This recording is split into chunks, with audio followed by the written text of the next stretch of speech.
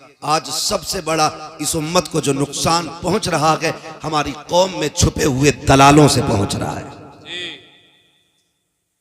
मैंने बहुत कड़वी बात कह दी, अगर कोई हो तो सुधारे अपने आप को, बुरा ना माने। ये हर गांव की कहानी है। कल जहां जलसे में गए ना कमरुद्दीन भाई, वहां पता ये चला कि 2 मुस्लिम पार्टियां हैं प्रधानों की। एक पार्टी ने जलसा कराया, दूसरी ने बैंड लगवाया, और दोनों ही कलमा पढ़ने वाले लोग, दोनों ही कलमा पढ़ने वाले लोग। एक ने कहा कि भाई प्रधान जी बोल रहे हैं, हम बच्चों ने प्रोग्राम रखा है, तो कह दिया ठीक है कर लो। दूसरे ने कहा 5000 पब्लिक है, पूरा गांव मुसलमानों का, और जबकि हमारे जलसों में कोई विवादित गुफ्तगू और झगड़ालू लोग कभी नहीं आते, इसलिए कि ये हुजूर की महफिल है, यहां आवारा और गुंडों का कोई काम भी नहीं है। लेकिन उसने क्या कहा? उसने कहा 5000 पब्लिक है, जलसा बंद कराओ वरना झगड़ा हो जाएगा। लो फिर बैंड लग गया। हुआ यूं कि पैसे गए, जलसा हो गया। नुकसान किसका हुआ? बोले, बोल सकते तो बोले पीछे वाले लोग। किसका नुकसान हुआ? हमारा नुकसान हुआ।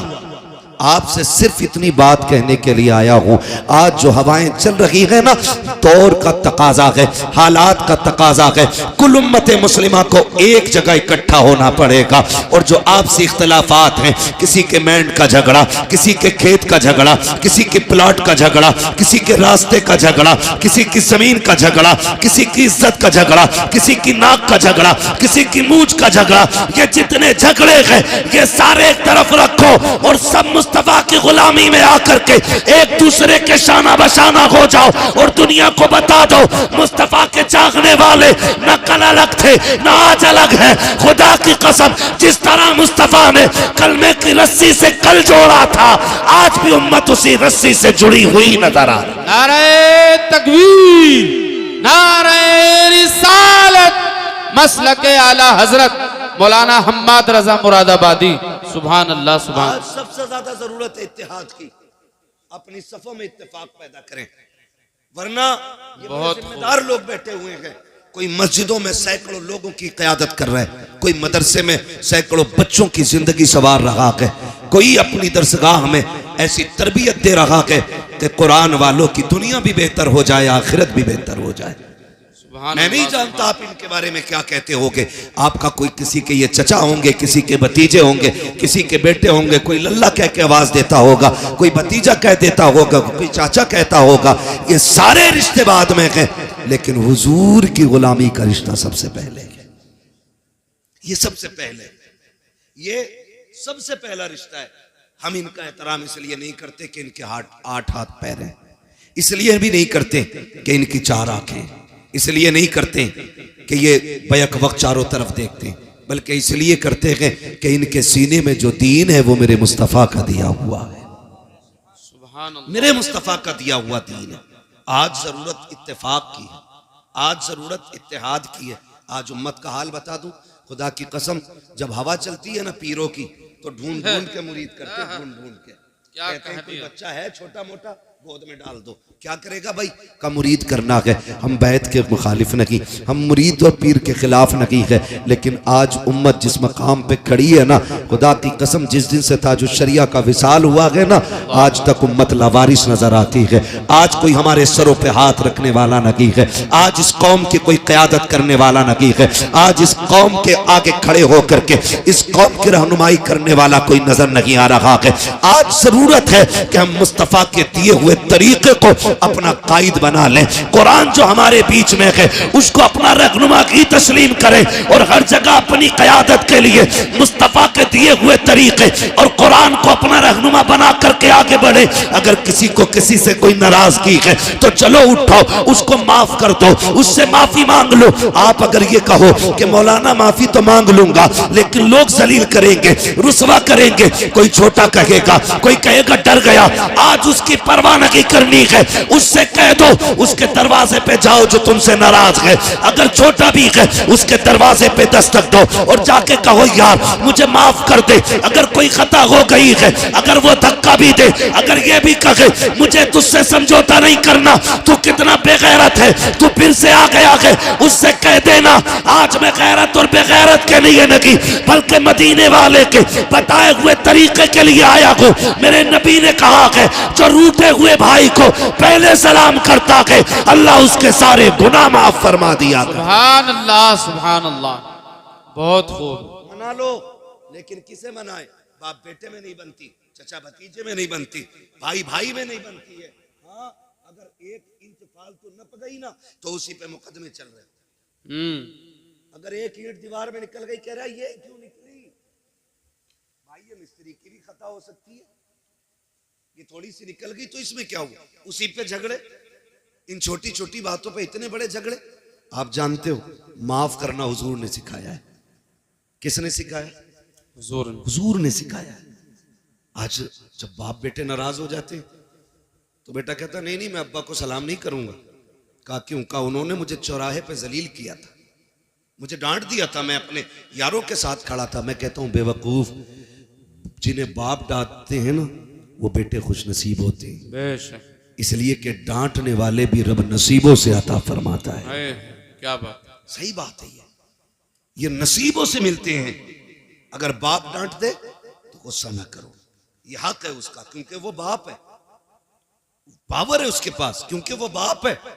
लेकिन हम कितने नाराज हो जाते, बात बात में बाप से नाराज होकर बैठ जाते, कहते मौलाना तुमने तकरीर कर दी लेकिन मेरे अब्बा से मिल लोगे ना, कहोगे तू ही सही है। हम कभी नहीं कह सकते हैं, याद रखिएगा। मैं बेटों से गुजारिश करूंगा, कभी बाप बेटों में अनबन हो जाती है, इसका मतलब तो ये नहीं है चौक में खड़ा करके मौलाना कमरुद्दीन का हाथ पकड़ के कहो मौलाना मेरे अब्बा को समझा दियो, उनका दिमाग खराब हो गया है। जब घर की बात कोई बंदा तीसरे बंदे से जाके कहता है ना, फिर घर के घरवे हो जाया करते हैं। और याद रखिएगा जो शान अल्लाह ने हवेलियों को अता की है वो घरवों को नहीं मिली है। हवेली जितनी बड़ी होती है शान उतनी बड़ी होती है। तुम 10 फीट से 5 फीट में आ गए, 5 फीट से 3 फीट में रह गए, क्यों? क्योंकि एक दूसरे की सूरत देखना नहीं चाहते। ये निजाम तो मुस्तफा ने नहीं दिया था, ये तरीका तो आका करीम ने नहीं दिया था। मिंबर रसूल है, सरकार जलवागर है, आका करीम तकरीर फरमा रहे हैं और तकरीर के दौरान मेरे नबी ने कहा था सुनो मेरे सहाबा, जिससे उसके अपने नाराज हो वो मेरी महफिल से उठ के चला जाए, मुझे उसकी कतन जरूरत नहीं है। जैसी आका ने इतना कहा है, एक सहाबी नौजवान उठे हैं, तोड़ करके गए अपनी खाला की चौखट पे खड़े हो जाते हैं और खाला वो है जिसने अभी कलमा नहीं पढ़ा है। आका करीम ने कहा था जिससे अपने नाराज हो वो मेरी महफिल से उठ के चला जाए। अब मुझे बता तो सही, अगर बाप से नाराज बेटा जलसे में आके बैठेगा तो क्या मिलेगा? जब उसे नबी की महफिल में बैठने की इजाजत नहीं है तो इस महफिल में आके उसे क्या मिलेगा? जो सगे भाइयों से नाराज है वो इस महफिल में क्या लेने के लिए आया है? जिसने अपने रिश्तेदारों से मुंह मोड़ लिया है वो यहाँ क्या लेने के लिए आया है? यहाँ पे वो बैठे जिससे अपने राजी हो। मेरे नबी ने कहा था जिससे अपने नाराज हो वो मेरी महफिल से उठ के चला जाए। वो नौजवान उठते हैं और उठने के बाद दौड़ लगाई, सगी खाला के दरवाजे पे आए, अंदर से खाला निकल के आई। क्या बात है भांजे, आज कैसे आ गया? तू तो मेरा चेहरा देखना नहीं चाहता था, तू तो बात करना नहीं चाहता था, आज आंख में आंसू आ गए। कहने लगे खाला जो मेरा नबी है ना उसने आज ऐलान किया कि जिससे अपने नाराज हो जाए वो मेरी महफिल से उठ जाए। कहा खाला माफ कर दे, मुझसे राजी हो जा। कहा रो क्यों रहा है? कहा अगर तू राजी नहीं होगी तो मेरा नबी मुझे महफिल में बैठने की इजाजत नहीं देगा। अल्लाह अकबर। इतना सुना खाला ने कहा था कि तेरा नबी इस अखलाक का मालिक है कि दुश्मनों से नहीं रोकता है। कहा नहीं। उसने कहा चल अब ये बातें नबी की चौखट पे होंगी। खाला ने हाथ पकड़ा है, भांजे को नबी के चौखट पे लाई है और आके आका को इशारा किया। सरकार बाहर आए। कहा कि आपने कहा है जिससे अपने नाराज हो वो उससे मैं नाराज हूँ। कहा जी। उस खातून ने आगे बढ़ा कदम और कहा महबूब अब देर न कीजिए, हाथ बढ़ाइए, अपना बना लीजिए, कलमा पढ़ा दीजिए। मेरे नबी ने कहा ऐसी क्या जल्दी है? खातून कहने लगी कहा मैं समझ गई जिसका दीन इतना हसीन है वो दीन लाने वाला पैगंबर कितना हसीन। सुभान अल्लाह, सुभान अल्लाह, वाह वाह वाह, क्या बात। बहुत खूब। आज हम कहते हैं जी मेरे अब्बा से ही नहीं बनती। बाप क्या है? खिलौना, बाजार में खरीदा हुआ गुड्डा। कसम खा के कहता हूं, अगर बाप ने मुंह में चबा के लुक़्मे न दिए होते ना, तो इस जबान में बोलने की ताकत नहीं आती। ताकत नहीं आती। आज ना 4 किताबें पढ़ के ना, और नाम लिखना भी नहीं आता, लगाता अंगूठा पेन जेब में, और अब्बा से कह रहा है तुमने क्या देखा जो मैंने देखा है? तुम क्या जानते हो मेरे मुकाबले में? तुम क्या जानते हो मेरे मुकाबले में? कभी ना कहना। याद रखिएगा, इल्म किताबों से मिल जाता है, लेकिन तजुर्बा 70 साल का 70 साल ही में जाके मिला करता है। आप किताबों में इल्म ले सकते हो, किताबों से तजुर्बा नहीं। तजुर्बे के लिए उम्र दरकार है। अपने बाप से हम कह देते नहीं नहीं तुम चुपो, तुम चुपो, डायरेक्ट तुम चुपो, मेरी सुनो। तू बेटा है, ये बाप है। लहजे बिगड़ की बात ना कर, अकड़ के बात ना कर। तू नहीं जानता है, खुदा की कसम, ये इतनी बड़ी जात है, अगर ये नाराज हो जाए तो रब नाराज हो जाता है। क्या बात, रब नाराज हो जाता, रब नाराज हो जाता। घर के अंदर रिश्तेदार आए तो बेटा अब्बा को बोलने का मौका नहीं दे रहा। अरे चुपो तुम, तुम्हें कोई बोलना आता, मैं बात करूंगा, मैं बात करूंगा। हाँ तेरी जबान अच्छी है ना, अब बुढ़ापा आ गया, उसकी जबान कांप रही है। अब वो बात करता है ना तो होठ कांपते हैं, क्योंकि आसाब कमजोर हो गए हैं, जिसमें जवाब दे गया है। इसलिए तुझे लगता है ना इसे बात करनी नहीं आती, लेकिन अब भी अल्लाह की इज्जत की कसम खा के कहता हूँ, जब इसके हाथ उठते हैं ना तो फिर खुदा की रहमतें इसके टूटे लहजे पे बरसने लगती हैं। आज भी जब ये रब को आवाज देता है, उसकी रहमतें आवाज के साथ साथ बरसती है। तू किससे कह रहा है बात करने का सलीका नहीं है? तुझे पता है जब बड़ी बड़ी बातें बिगड़ जाती है तो इसी के टूटे लहजे बिगड़ी बातें बना दी। सुभान अल्लाह। कभी अपने बाप से ये मत कहना कि तुमसे बोलना नहीं आता। और कई बार कहते तुमने क्या किया हमारे लिए, आए दिन क्या किया, क्यों? तुझे 5 बीघे में कोठी बना के देते और तू दुनिया में ठाली रहने के लिए आया। क्या किया तुमने मेरे लिए? क्या हो गया बेटे? कहा उसकी बिल्डिंग देखो बन गई, उसकी बन गई, और जितनी तुम्हें दादा ने दी थी तुम उतनी हवेली में जी रहे हो। कभी ये बात न कहना। अगर तुम्हारे बाप ने इमारत नहीं बनाई, मजदूरी करके तुम्हें पाला है ना सिर्फ, तो फिर अपने बाप के कदम चूमा करो और कहा करो शुक्र है तेरे, इन मेहनतों का हम तेरा शुक्रिया अदा करते हैं कि तूने हमें पसीना बहा के हलाल के लुक़्मे खिलाए, किसी का खून बहा के हमें हराम के लुक़्मे नहीं खिलाए। ये अपने बाप से भी कहा कर, अपने बाप से। मगर हाय अफसोस, हमारी कौम का हाल ये, जब बाप से उठा नहीं जाता ना, जब बाप बिस्तर से नहीं उठ पाता है ना, और कभी बिस्तर गंदा हो जाता है, बुढ़ापा क्या आया, अब तो सारे इल्जामात बाप के सर आने। पानी गिर गया तो कहता तुमसे पानी पीना नहीं आता, खाते हुए खाना गिर गया कहता बुढ़ापा आ गया तुम्हें सलीका नहीं आया। अगर वो चला उठ के और कोई चीज टकरा के टूट गई, कहता तुम्हें क्या पता कितने पैसे की थी, दिखाई नहीं देता। बेटे जब इसकी जवानी थी ना तो ये तूफानों के कलेजे चीर के चला करता था। आज बूढ़ा हो गया ना तो आज तुम्हारे मुंह में जबान आ गई। कभी बाप की बुराई चौक में ना करना, कभी चौक में ना करना। मेरे नबी ना जब चलते थे रास्ते में, हुजूर के चचा कभी पीछे हो जाते ना तो हुजूर हाथ पकड़ के आगे कर देते। हुजूर हाथ पकड़ के, चचा पीछे ना चला करे, आगे चले। कहते हैं मेरी जान तेरे कदमों पे कुर्बान, आका मैं तेरे आगे कैसे हो सकता हूँ। सरकार फरमाते थे सुनो चचा, लोग कहते हैं तुम्हारा चेहरा मेरे बाप अब्दुल्ला से मिलता है, जब तुम पीछे चलते हो तो ऐसा लगता है कि मेरी पीठ मेरे बाप की तरफ हो गई है। हमारे नबी ने चचा का भी इतना एहतराम किया और हम सगे बाप का एहतराम नहीं करते और कह रहे मौलवियों ने बेड़ा गर्क कर दिया।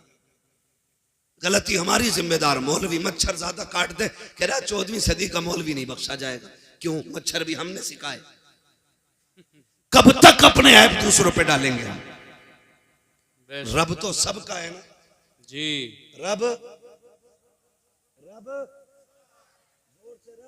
सबका है, सबका है। चलो हमारी नहीं सुन रहा है तो फिर तुम तो ऐसे बनो ना कि तुम्हारी सुने, वो तो सबका है। इमाम गजाली से पूछा था हुजूर दुआएं कबूल क्यों नहीं होती, तो आपने फरमाया था 2 काम किया करो दुआएं कबूल होने लग जाएंगी। कहा क्या? का जब भी खाना हलाल खाना और जब भी बोलना सच बोलना। फरमाया दो काम कर लो, जबान खुलते ही अल्लाह मकबूलियत का परवाना अता फरमा दिया। सुभान अल्लाह। ये दो काम सबसे ज्यादा जरूरी है। तो मैं आपसे अर्ज कर रहा हूं, माफी, एक दूसरे को माफ कर दें, झगड़े खत्म कर लें। जमीनें बड़ी बड़ी हैं, मौलाए कायनात मौला अली गुजर के जा रहे, दो बंदे लड़ रहे जमीन के लिए, एक कह रहा था मेरी है, मेरी है। तो हजरत अली को आते देखा, कहा झगड़ा ना करो, फैसला इनसे करा लेते। हजरत अली आए, क्या बात है, का फैसला कर दो। ये कह रहा मेरी है, मैं कह रहा हूं मेरी है। तो आपने फरमाया तुम चुपो, मैं जमीन से पूछ लेता हूं किसकी है। ठोकर मारी, काली जमीन जानती है मैं कौन हूं। जमीन ने कहा तुम अबू तुराब हो। कहा फिर बता तू किसकी है, इसकी है या इसकी है। जमीन ने कहा तालीन से कह दो, ना मैं इसकी हूं ना मैं इसकी हूं, ये दोनों मेरे हैं, दोनों मेरे। जमीन के लिए सगे भाई पे मुकदमे ना करना। बीसा दो बीसा, बीघा दो बीघा छोड़ दो, इसलिए कि दौलत मेहनत से मिलती है, रिश्ते खुदा की रहमत से मिला। सुभान अल्लाह। कचहरी जाके देखो, भाई के कनपटे पे किसने लगा रखी है, सगे भाई ने। मुकदमे किसने किए, सगे ने किए। जेल में किसने डाला, सगों ने डाला है।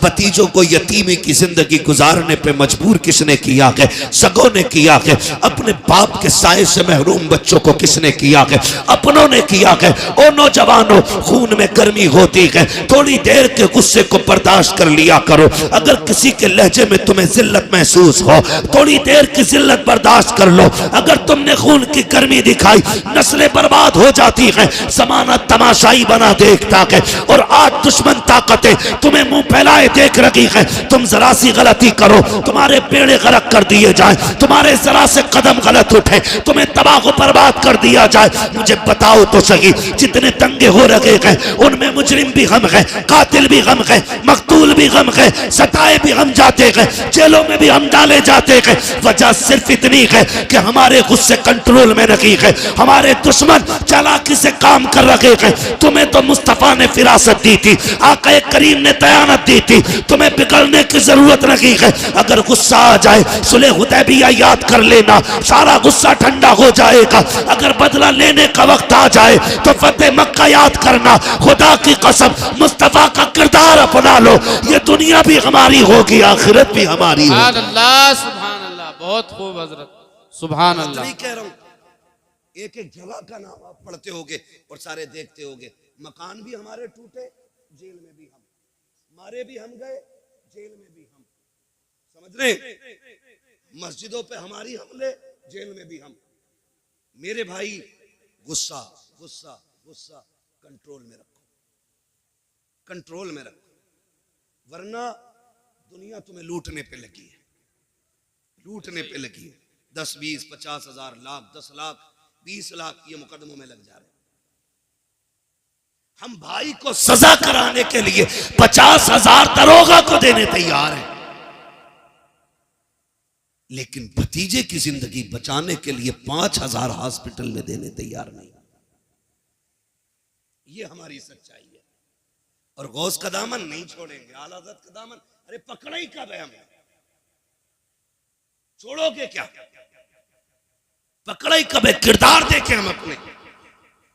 अगर हमारा सगा हॉस्पिटल में हो तो फोन बंद कर लेते हैं, और जब किसी को सजा कराने की बारी आती है ना तो पड़ोसी भी आके बैठ जाते हैं। डरना मत मौलाना, दरोगा से बात करो, तुम पे ना हो तो हम दे देंगे, तुम पे ना हो तो हम दे देंगे। ये फ्री के मुशीर तुम्हारी तबाही का तमाशा देखने के लिए आते हैं। अगर गुस्सा आ जाए बर्दाश्त करना, अपनों पे मुकदमे मत करना, अपनों पे चढ़ाई मत करना, थोड़ी सी बर्दाश्त कर लिया करो। जब थोड़ी सी बर्दाश्त कर लोगे, खुदा की कसम जिंदगी सुकून में गुजर जाएगी कि कोई तुम्हारा कुछ बिगाड़ने वाला ही नहीं आएगा।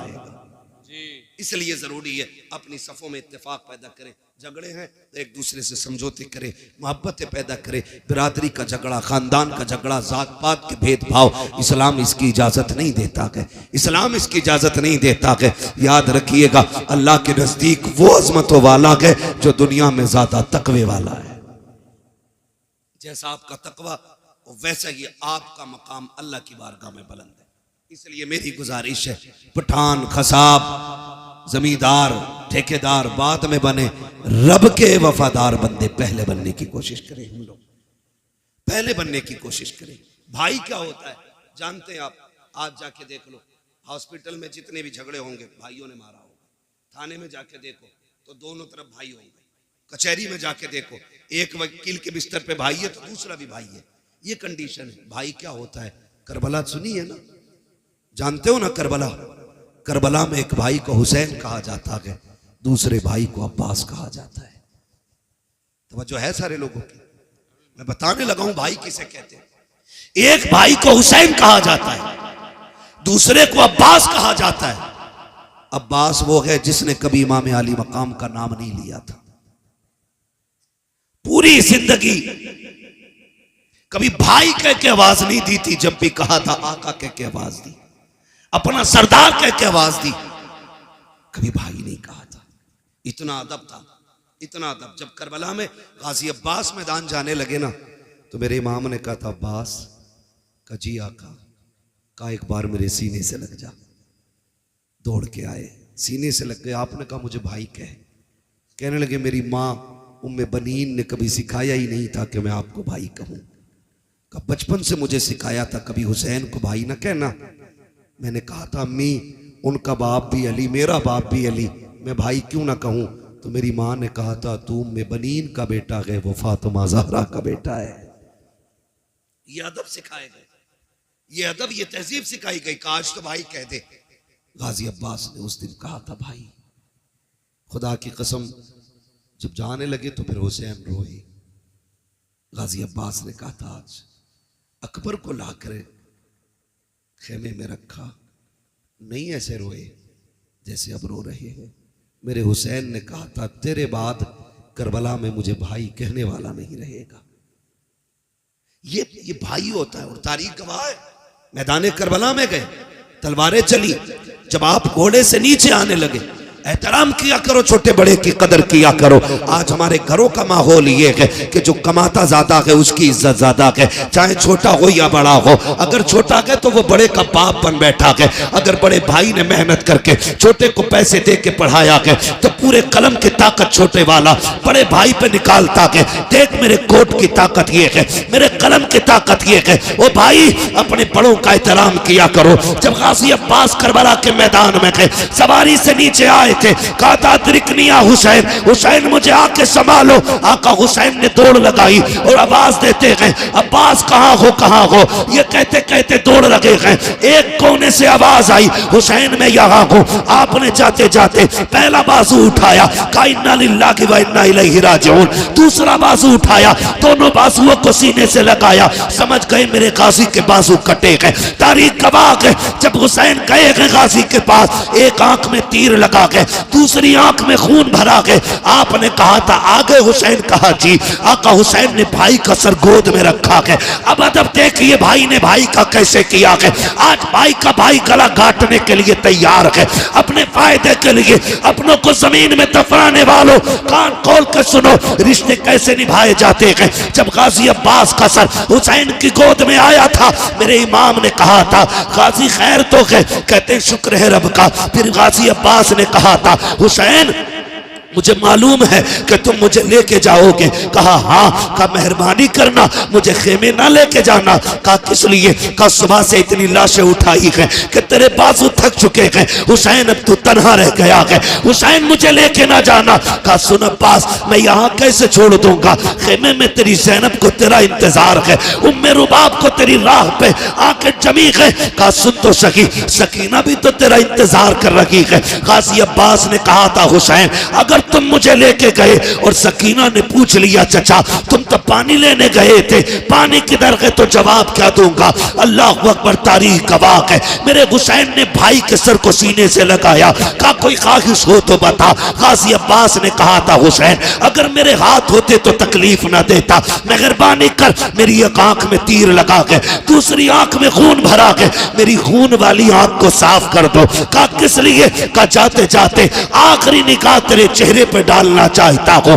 ये रिश्ते होते गए। गाजी अब्बास की आंखों से जैसी खून साफ हुआ गए, सीने के पार भी तीर गए, सीना चलनी गए, बाजू कट चुके गए, पूरा जिस्म लहू लहान गए। लेकिन जब हुसैन को देखा लबों पे मुस्कुराहट आ गई। कहा मुस्कुराए क्यों? कहा मैं वो खुश नसीब हूं कि जिसको आखिरी लम्हे में ये सादत मिली है। मैं उस चेहरे को देख रहा हूं जिस चेहरे को मदीने वाला बार बार छुपा कर। सुभान अल्लाह, सुभान अल्लाह।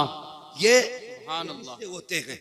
और फिर आखिरी सांस ली और हमेशा के लिए खामोश हो गए, हमेशा के लिए खामोश हो गए। भाई कदर करो, रिश्तों की कदर करो। मैं क्या बताऊं हुसैन किस तरह भाई की जिस्म को खेमे में लाए थे। मेरे अजीजों, ये जो रिश्ते अल्लाह ने दिए ना, इनकी कदर कर लें। खुदारा निकल जाए इन झगड़ों से, निकल जाए इन नफरतों से। हमें मोहब्बत बांटनी है, मोहब्बत बांटनी है। ना गोरे को काले पे फजीलत है, ना अमीर को गरीब पे फजीलत है, ना किसी तुर्क खान पठान शेख को किसी फकीर किसी अंसारी पे कोई फजीलत है। हुजूर ने एक रस्सी में सबको बांधा और वो रस्सी थी ला इलाहा इल्लल्लाह मुहम्मदुर रसूलुल्लाह। ये एक रस्सी है, आज इसमें बंधने की जरूरत है। अगर फर्क होता ना तो बिलाल कभी अबू बकर की करवट में खड़े नहीं होते। अगर फर्क होता ना तो बिलाल कभी उमर के बाजू में खड़े नहीं होते। अगर फर्क होता तो फतह मक्का के दिन मेरा नबी बिलाल को काबे की छत पे कभी ना चढ़ा। क्या बात, क्या बात। हमने इतने झगड़े पैदा कर लिए, हम एक दूसरे को जलील करने पे लगे हुए, एक दूसरे को नीचा दिखाने पे लगे हुए।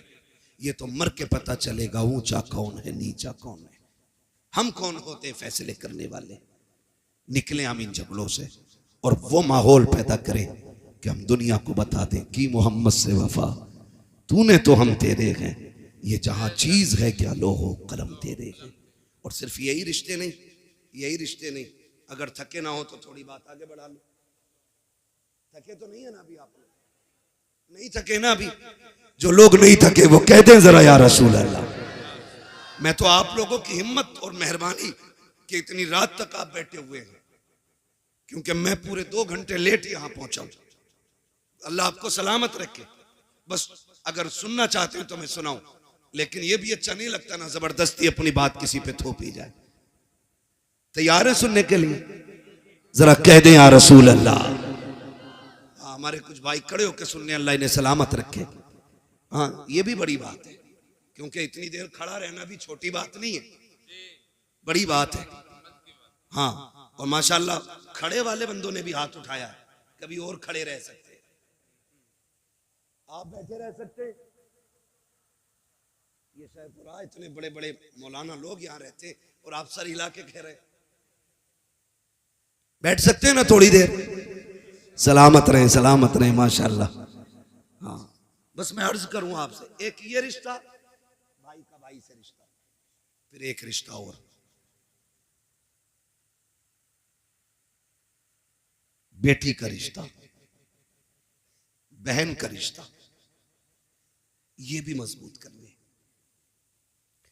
कोई भी किसी का भी दामाद हो, उससे मैं गुजारिश करना चाहूंगा ससुराल में जाके तोप ना बना करो। दामाद है, कोई तूफान नहीं है तू। हमने ऐसे भी हज़रत दामाद देखे जिनकी मोहल्ले में कोई औकात नहीं अपने, वो ससुराल में टांग पे टांग रख के बैठे होते।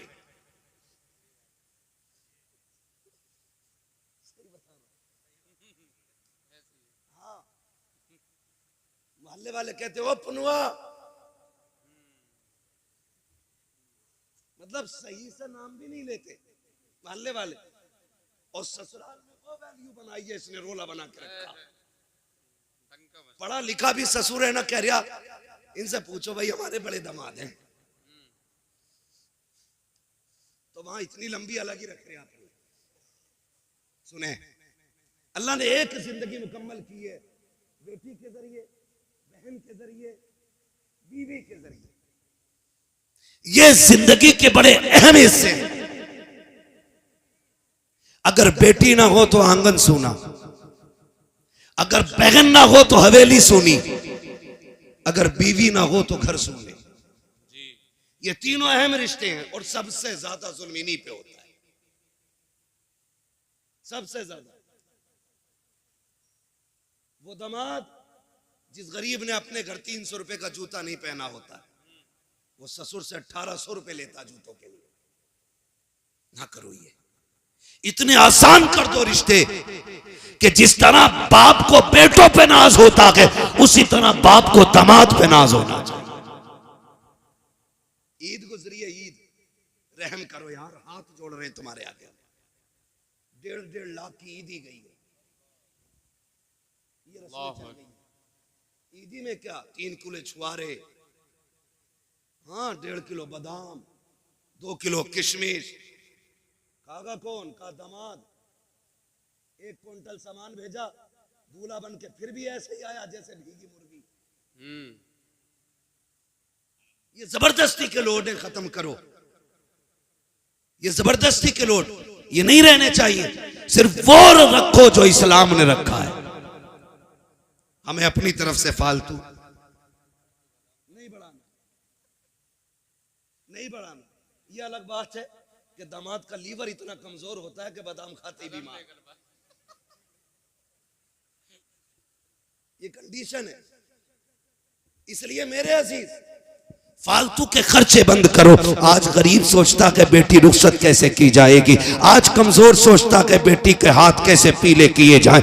इसलिए कि मैंने कई गरीबों को कहते सुना कि रिश्ता पक्का तो कर देते, लेकिन बीच में ईद आ रही है, 1 लाख का खर्चा बढ़ जाएगा, ईद के बाद रिश्ता पक्का किया जाएगा। यार जो गुंजाइश वाला है वो तो कभी भी कर सकता है, लेकिन गरीबों का जीना हराम किया है ऐसी कसरत दौलत दिखाने वालों ने जो 1-1 लाख की ईदियां दे रखे हैं। कोई फायदा नहीं, कोई मकसद नहीं। इतने आसान कर दो निकाह, ताकि अगर कोई गरीब बेटी जब हाथ पीले हो तो रब का शुक्र अदा करे और मचल के कहे मालिक तेरा एहसान है, तूने हुजूर की उम्मत में पैदा किया है जहां गरीब बेटियों को रब ने ये हक दिया है कि जहां अमीर मुस्कुराते हैं उसी सफ में गरीब भी खड़े होकर मुस्कुराया। नारे तकबीर, नारे रिसालत।